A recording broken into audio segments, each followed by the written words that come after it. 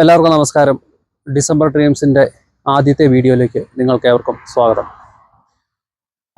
ഒരാഴ്ചയായിട്ട് എൻ്റെ കൂടെയുള്ളൊരു വാഹനം നിങ്ങളെ പരിചയപ്പെടുത്താൻ വേണ്ടിയാണ് ഞാൻ വന്നിരിക്കുന്നത്. ഇതാണ് ആ വാഹനം. ഇത് ഡാസിയ എന്ന കമ്പനിയുടെ ജോഗർ എന്ന 7 സീറ്റർ ഹൈബ്രിഡ് വാഹനമാണ്. എന്താണ് ഈ വാഹനം മലയാളികൾക്ക് പരിചയപ്പെടുന്നത് ചോദിച്ചു കഴിഞ്ഞാൽ, യൂറോപ്പിലുള്ളവർക്കെല്ലാം ഈ വാഹനത്തെക്കുറിച്ച് നല്ല അറിവുണ്ട്, അവർ കാണുന്നതാണ്. പക്ഷേ കേരളത്തിലുള്ളവർക്ക് എന്തിനാണ് ഈ വാഹനം അല്ലെങ്കിൽ ഈ ഒരു വീഡിയോ എന്തിനാണ് കാണുന്നതെന്ന് ചോദിച്ചു കഴിഞ്ഞാൽ, റെനോയുടെ വളരെ സൂപ്പർ ഹിറ്റായ ഒരു വാഹനമാണ് ഡസ്റ്റർ എന്ന് പറയുന്നത്.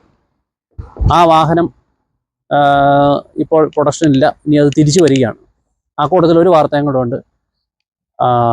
7 സീറ്റർ വാഹനം എന്ന രീതിയിൽ കേരളത്തിൽ റെനോയുടെ ബിഗ്സ്റ്റർ എന്ന് പറയുന്ന ഒരു വാഹനം കൂടി വരുന്നു എന്ന് കേട്ടു. ഒരു പക്ഷേ എൻ്റെ ഒരു തോന്നലോ എൻ്റെ ഒരു ഇതോ ആയിരിക്കാം, ഈ വാഹനമോ ഈ വാഹനത്തിൻ്റെ ചില ഭാഗങ്ങളോ ആയിരിക്കാം ബിഗ്സ്റ്റർ എന്ന പേരിൽ കേരളത്തിൽ വരാൻ സാധ്യതയുള്ളത്. ഞാൻ ആദ്യമേ പറഞ്ഞത് എൻ്റെ ഒരു തോന്നലോ സംശയമോ മാത്രമാണ്. കാരണം റിനോൾട്ടിൻ്റെ നമ്മുടെ നാട്ടിലിറങ്ങിയ ആദ്യ വാഹനങ്ങളായ ഡസ്റ്ററും ലോഗനുമൊക്കെ യൂറോപ്പിൽ ഇറങ്ങുന്നത് ദാസിയ എന്ന കമ്പനിയുടെ പേരിലാണ്.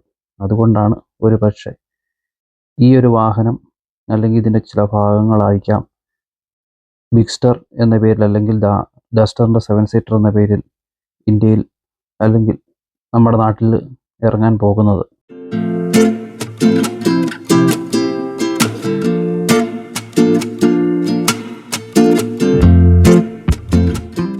നമുക്ക് ഈ വാഹനത്തെ ഒന്ന് അടുത്ത് കണ്ടു കഴിഞ്ഞാൽ നല്ല വിശാലമായ ഒരു ഗ്ലാസ് ഏരിയ ഉണ്ട്. പിന്നെ ഒരു ബോണറ്റ് ഉണ്ട്. അതിലൊരു നല്ല പവർ ബൾജോട് കൂടി ഒരു ബോണറ്റ് നമുക്ക് കാണാം. മുൻവശത്തേക്ക് വരുമ്പോൾ ഈ വണ്ടിയുടെ ദാസിയയുടെ തനതായിട്ടുള്ള ഗ്രില്ലും, താഴെ ഫോഗ് ലാമ്പ്, എയർ ഡാം, പിന്നെ ഹെഡ് ലാമ്പിനെ കുറിച്ച് പറയുമ്പോൾ DRLോട് കൂടിയ 2 ചേമ്പറോട് കൂടിയ ഹെഡ് ലാമ്പാണ്. ഇൻഡിക്കേറ്റർ എല്ലാം ഇതിനകത്ത് വരുന്നു. താഴെ ഞാൻ പറഞ്ഞതുപോലെ ഫോഗ് ലാമ്പ് വരുന്നു. പിന്നെ ഫ്രണ്ടിലുള്ള സെൻസറാണ് ഈ കാണുന്നത്. പിന്നെ ഒരു വലിയൊരു എയർ ഡാമും കാണുന്നു. ഇത് 205/60/16 റേഡിയൽ ടയർ, ട്യൂബ്ലെസ് ടയറാണ് കാണുന്നത്. നല്ല ബ്ലാക്ക് അലോയോട് കൂടി. ഇതിൻ്റെ ഫ്രണ്ടിൽ വരുന്നത് ഡിസ്ക് ബ്രേക്കും പുറകിൽ വരുന്നത് ഡ്രം ബ്രേക്കുമാണ്. സൈഡ് വശത്തേക്ക് വരുമ്പോൾ ഒരു ഗോൾഡൻ കളറിലുള്ള ഒരു മിറർ കാണാം. പിന്നെ വരുമ്പോൾ കെനീസ് എന്നൊരു ബാഡ്ജിങ്ങാണ്. അത് കെനീസ് ഒരു ഷോറൂമിൻ്റെ പേരാണ്. അവർ നമുക്ക് വണ്ടി ഓടിക്കാൻ തന്നതാണ്. നല്ല വിശാലമായ ഒരു ഗ്ലാസ് ഏരിയ സൈഡ് വശത്ത് 3 ഗ്ലാസ്സുകളിലായിട്ട് കാണാം. പിന്നെ ഒരു റൂഫ് റെയിലിൽ ഇവിടെ ജോഗർ എന്ന ഒരു സ്വർണ്ണ നിറത്തിൽ എഴുതി വെച്ചിരിക്കുന്നു. പിന്നെ ഒരു കുറവായിട്ട് എനിക്ക് തോന്നിയത് ഈ ഡോറുകളുടെ തമ്മിലുള്ളൊരു വ്യത്യാസം. ഇവിടെ നിന്ന് ഇങ്ങനെ കയറിയിരിക്കുന്ന പോലെ തോന്നുന്നു. അതൊരു എന്താണ് അങ്ങനെ ചെയ്തതെന്ന് എനിക്കറിയില്ല. ഒരു ഏച്ച് കെട്ടിയ പോലുള്ളൊരു രൂപമാണ് എനിക്ക് തോന്നുന്നത്. എൻ്റെ ഒരു തോന്നലായിരിക്കാം. പലർക്കും പല കാഴ്ചപ്പാടാണ് തോന്നുന്നത്. എന്നാൽ ഇതൊരു ഇങ്ങനൊരു ലെവലായിരുന്നെങ്കിൽ കുറച്ചുകൂടെ നല്ലതായിരുന്നു എന്ന് എനിക്ക് തോന്നി. പിന്നെ ഈ മൂന്നാമത്തെ ക്വാർട്ടർ ഗ്ലാസ് എന്ന് പറഞ്ഞ് ഇത് ഓപ്പൺ ചെയ്യാവുന്നതാണ്. ഇതിൻ്റെ ബാക്ക് വശം ഇങ്ങനെ തുറന്നു നോക്കാം. നമ്മുടെ നാട്ടിൽ പണ്ട് കോളേജിനൊക്കെ ഉണ്ടായിരുന്ന പോലെ ഞാൻ ഓർക്കുന്നുണ്ട്. കോളേജിനൊക്കെ ഗ്ലാസ് തുറന്നു വെച്ച് ബാക്ക് സീറ്റിൽ ഇരുന്ന് ഇങ്ങനെ യാത്ര ചെയ്തൊക്കെ ഞാനിങ്ങനെ ഇപ്പോൾ ഓർത്ത് പോവുകയാണ് ഈ ഓപ്പൺ ചെയ്യാവുന്ന ഗ്ലാസ് കണ്ടപ്പോൾ. പുറകുവശത്ത് വരുമ്പോൾ ഒരു ഷാർപ്പിൻ്റെ ആൻറ്റിന കാണാം. ഒരു റിയർ ഗ്ലാസ്, വൈപ്പറോട് കൂടിയ റിയർ ഗ്ലാസ് കാണാം. പിന്നെ ദാസിയയുടെ എംബ്ലം, പിന്നെ റിവേഴ്സ് ക്യാമറ കാണാം. പിന്നെ പാർക്കിംഗ് സെൻസറുകൾ അടിവശത്ത് ബമ്പറുകളായിട്ടും കാണാം. ടെയിൽ ലാമ്പ് വളരെ മനോഹരമായ ടെയിൽ ലാമ്പാണ്. ടെയിൽ ലാമ്പ് നമുക്ക് കാണുമ്പോൾ വേറെ കുറേ വാഹനങ്ങളുടെ ടെയിൽ ലാമ്പുമായിട്ട് സാമ്യം തോന്നാം. പക്ഷെ എന്നാലും നല്ല ഒരു ടെയിൽ ലാമ്പാണ് കാണുന്നത്. ബൂട്ട് തുറക്കുമ്പോൾ നമുക്ക് 7 സീറ്റും നിവർത്തി വെച്ച് കഴിഞ്ഞാൽ വളരെ അധികം പറയാനില്ല. കുറച്ചൊരു ലഗേജ് സ്പേസേ ഉള്ളൂ. എല്ലാ 7 സീറ്റർ വാഹനങ്ങളിലും കാണുന്ന പോലെ ഇത്രേ ഉള്ളൂ. തേർഡ് റോ സീറ്റ് മടക്കി കഴിഞ്ഞ് കഴിഞ്ഞാൽ നമുക്ക് വളരെ വിശാലമായൊരു ബൂട്ട് സ്പേസ് കിട്ടുന്നുണ്ട്. പിന്നെ ഒരു 12 വോൾട്ടിൻ്റെ ചാർജർ ലൈറ്റ് ഇവിടെ കാണാം. പിന്നെ ബാക്കിലിരിക്കുന്നവർക്ക് വേണ്ടിയിട്ടുള്ള സീറ്റ് ബെൽറ്റ് ഇവിടെ കൊടുത്തിരിക്കുന്ന 2 സൈഡിലായിട്ട്.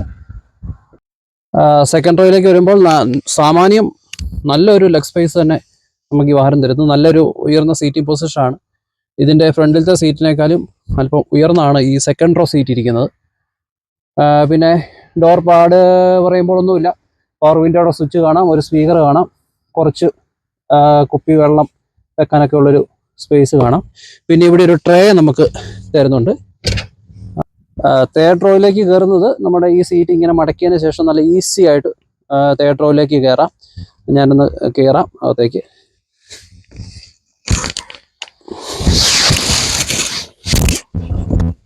ഇതിൻ്റെ മൂന്നാമത്തെ റോയിലാണ് ഞാനിരിക്കുന്നത്. നല്ല സുഖമായിട്ടിരിക്കും കേട്ടോ. നല്ല കുഷനൊക്കെ ഉള്ളൊരു സീറ്റാണ്. പിന്നെ കാലിച്ചിരി ഉയർത്തി വെക്കണമെന്നേ ഉള്ളൂ. നമുക്ക് തൈ സപ്പോർട്ടൊന്നും പറയാനായിട്ട് ഇല്ല. പിന്നെ തേർഡ് റോയിൽ, സെക്കൻഡ് റോയിലും തേർഡ് റോയിലും AC വെന്റ് ഇല്ല. പക്ഷെ ഞാൻ പറഞ്ഞതുപോലെ ഗ്ലാസ് ഇത് ഇങ്ങനെ നമുക്ക് തുറന്ന് വേണമെങ്കിൽ കാറ്റ് കൊള്ളാം. AC. പിന്നെ എനിക്കൊരു ഡ്രോബായിട്ട് തോന്നി, ഇത് സെക്കൻഡ് റോയുടെ മിഡിൽ സീറ്റിലേക്കുള്ള സീറ്റ് ബെൽറ്റ് ആണ്. അത് ഇവിടുന്നാണ് കൊടുത്തിരിക്കുന്നത്. കുറച്ചുകൂടെ മുമ്പിലായിരുന്നെങ്കിൽ നമുക്കതൊരു ബുദ്ധിമുട്ട്, ഇതും കൂടെ ഇങ്ങനെ വരുമ്പോൾ ഒരു ബുദ്ധിമുട്ട് പോലെ തോന്നി. ഇത് കുറച്ച് മുമ്പിലാകാമായിരുന്നു എന്ന് എനിക്ക് തോന്നി. അതർവൈസ് ഇവിടെയെല്ലാം നല്ല സ്പേസ് ഉണ്ട്. കുപ്പി വെക്കാനുള്ള ഒരു സ്പേസ്, മുമ്പേ പറഞ്ഞതുപോലെ ചാർജർ ഉണ്ട്, ലൈറ്റ് ഉണ്ട്. അത്യാവശ്യം നല്ല ഒരു കാര്യമാണ്. പിന്നെ ഈ സീറ്റ് നമുക്ക് ഫോൾഡ് ചെയ്യാവുന്നതാണ്. സെക്കൻഡ് റോ സീറ്റും തേർഡ് റോ സീറ്റും നമുക്ക് ഫോൾഡ് ചെയ്ത് വേണമെങ്കിൽ ലഗേജ് സ്പേസ് കൂട്ടി ഉപയോഗിക്കാനും പറ്റും. ഡ്രൈവിംഗ് സീറ്റിലേക്ക് വരുമ്പോൾ അത്യാവശ്യം നല്ല സുഖകരമായിട്ടിരുന്ന് വണ്ടി ഓടിക്കാൻ പറ്റുന്ന ഒരു പൊസിഷനാണ്. Tilt and telescopic steering. പിന്നെ നല്ലൊരു സീറ്റിംഗ് പൊസിഷൻ. ഇവിടേക്ക് വരികയാണെങ്കിൽ അത്യാവശ്യം വിശാലമായ ഒരു ഡിസ്പ്ലേ തന്നെ നമുക്കിവിടെ കാണാൻ പറ്റും. അതിൻ്റെ അകത്ത് എല്ലാ കാര്യങ്ങളും ഉൾക്കൊള്ളിച്ചിരിക്കുന്ന ബാറ്ററിയുടെ ചാർജ്, ഫ്യൂവല്, പിന്നെ ഡിജിറ്റലായിട്ടുള്ള സ്പീഡോമീറ്ററുകളാണ്. അതിൻ്റെ അകത്ത് എല്ലാ ഇൻഡിക്കേഷനും വരുന്നുണ്ട്. പിന്നെ സ്റ്റിയറിംഗ് എന്ന് പറയുന്നത് ദാസിയയുടെ തനത് സ്റ്റിയറിംഗ് തന്നെയാണ് ഈ കാണുന്നത്. ഇതിനകത്ത് ക്രൂയിസ് കൺട്രോള്, പിന്നെ സ്പീഡ് ലിമിറ്റിനുള്ള സെറ്റിങ്, പിന്നെ വോയിസ് കമാൻഡ്, അങ്ങനെയുള്ള എല്ലാ കാര്യങ്ങളും ഇതിനകത്തിരിക്കുന്നു. പിന്നെ നമ്മുടെ മ്യൂസിക്കിൻ്റെ അഡ്ജസ്റ്റ്മെൻ്റ് ആണ് കാണുന്നത്. വോളിയം കൺട്രോള്, അതിൻ്റെ മോഡ് മാറ്റാനുള്ളത്, കാര്യങ്ങളെല്ലാം ഇവിടെ കൊടുത്തിരിക്കുന്നു. Start stop switch. സെൻട്രൽ കൺസോളിലേക്ക് വരുമ്പോൾ ഒരു ഡിസ്പ്ലേ കാണാം. ഇതിൽ ആൻഡ്രോയിഡ് ഓട്ടോയും ആപ്പിൾ കാർപ്ലേയും പിന്നെ വണ്ടിയെക്കുറിച്ചുള്ള എല്ലാ സെറ്റിങ്സുകളും ഇതിനകത്തുണ്ട്. പിന്നെ താഴേക്ക് വരുമ്പോൾ AC വെൻറ്റുകൾ, പിന്നെ സീറ്റ് ഹീറ്റിങ്ങിൻ്റെ switch, central locking, hazard, passenger air ബാഗിൻ്റെ വാണിങ്ങുകൾ, പിന്നെ എക്കോ മോഡ് ഉണ്ട് ഇതിനകത്ത്. പിന്നെ ക്ലൈമറ്റ് കൺട്രോൾ AC ആണ്. നമ്മൾ ഓട്ടോയിലിട്ട് ടെമ്പറേച്ചർ അഡ്ജസ്റ്റ് ചെയ്ത് കഴിഞ്ഞാൽ AC തന്നെ വർക്ക് ആയിക്കോളും. പിന്നെ 2 ടൈപ്പിലുള്ള ചാർജിങ് ഫ്രണ്ടിൽ കാണിക്കുന്ന ഒരു USB ചാർജറും 12 വോൾട്ടിൻ്റെ ചാർജറും. പിന്നെ ഒരു സ്പേസ് ഇവിടെയുണ്ട്. പിന്നെ ഒരു ഗിയറിൻ്റെ നിവർ നമുക്കിവിടെ കാണാം. ഓട്ടോമാറ്റിക് ആയതുകൊണ്ട് ഇത്രേ ഉള്ളൂ അതിൻ്റെ അകത്ത്. ഇതൊരു 4 സ്പീഡ് ഓട്ടോമാറ്റിക് വാഹനമാണ്. പിന്നെ ഇലക്ട്രോണിക് പാർക്കിംഗ് ബ്രേക്കിൻ്റെ സ്വിച്ചാണ് ഈ കാണുന്നത്. വൈപ്പറിൻ്റെ റെയിൻ സെൻസർ വൈപ്പറാണ് അതിൻ്റെ സ്വിച്ച്. ഇപ്പുറത്ത് ഹെഡ് ലാമ്പിൻ്റെ സ്വിച്ചുകൾ. ഇതിന് ഓഫ് സ്വിച്ച് ഇല്ല, കണ്ടല്ലേ. ഓട്ടോയിലിട്ടാൽ മതി. ഡേയിലാണെങ്കിൽ ആ ലൈറ്റ് തന്നെ ഓഫ് ആയിക്കോളും. ഇരുട്ട് വീഴുന്നതനുസരിച്ച് ലൈറ്റ് തന്നെ തെളിഞ്ഞു വരും. ഡോർ പാഡിലേക്ക് വരികയാണെങ്കിൽ ഒരു സ്പീക്കർ, 4 ഡോറിലും ഓരോ സ്പീക്കറുകളും ഇതുണ്ട്. അത്യാവശ്യം നല്ല സൗണ്ട് ക്വാളിറ്റിയുള്ള സ്പീക്കറാണ്. പിന്നെ 2 കുപ്പി വെക്കാവുന്ന ഭാഗത്തിനുള്ള ഒരു ഇതാണ് ഇവിടെ കൊടുത്തിരിക്കുന്നത്. ഇവിടെ ഇലക്ട്രോണിക്കായിട്ട് കൺട്രോൾ ചെയ്യാവുന്ന മിററുകൾ, വിൻഡോ, അങ്ങനെയുള്ള കാര്യങ്ങളെല്ലാം ഇവിടെ കൊടുത്തിരിക്കുന്നു. ചുറ്റും സെൻസറോട് കൂടിയ അത്യാവശ്യം ക്ലാരിറ്റിയുള്ള റിവേഴ്സ് ക്യാമറ. ഫ്രണ്ടിൽ നിന്നുള്ള വ്യൂ വളരെ വിശാലമാണ്. ഞാൻ ഫ്രണ്ടിൽ നിന്ന് പുറത്തുനിന്ന് പറഞ്ഞ പോലെ നല്ല വിശാലമായ ഗ്ലാസ് ഏരിയ കാണാം. പല കളർ വേരിയൻറ്റുകളിൽ ഈ വണ്ടി അവൈലബിൾ ആണ്. ഇതൊരു ഗ്രീൻ കളർ വണ്ടിയാണ്. ബ്ലാക്ക് ഉണ്ട്, വൈറ്റ് ഉണ്ട്, പിന്നെ ഒരു എന്താ ആ കളറിന് പറയേണ്ടത് എനിക്ക്, ഒരു ഗോൾഡൻ പോലത്തെ ഒരു കളർ ഉള്ള ഒരു വണ്ടിയുണ്ട്. അത് ആസിയയുടെ ഒരു കളറാണ്. അങ്ങനെ പല കളറുകളിൽ, അതുപോലെ റെഡ് കളറിലുണ്ട്. അങ്ങനെ പല കളറുകളിലായിട്ടാണ് ഈ വണ്ടി ഇറങ്ങുന്നത്. ഇതാണ് ദാസിയ ജോഗറിൻ്റെ ഒരു എൻജിൻ എന്ന് പറയുന്നത്.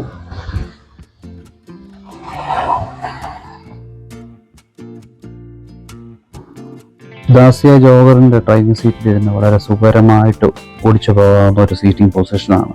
ഞാൻ അധികം പറഞ്ഞ പോലെ തന്നെ ഇത് യൂറോപ്പിൽ ലഭിക്കുന്ന 7 സീറ്റർ ഹൈബ്രിഡ് വാഹനത്തിലെ ഏറ്റവും വില കുറഞ്ഞൊരു വാഹനമാണ്.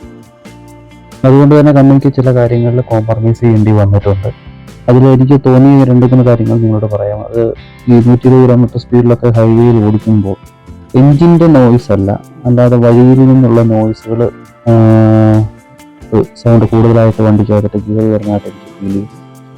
പിന്നെ ഉള്ള കാരണം നമ്മൾ ഇലക്ട്രിക്കലി അഡ്ജസ്റ്റ് ചെയ്യാമെങ്കിലും സൈഡ് വ്യൂ മിററുകൾ ഫോൾഡ് ചെയ്യാൻ സാധിക്കില്ല, മാനുവലി മാത്രമേ ഫോൾഡ് ചെയ്യാൻ സാധിക്കുകയുള്ളൂ.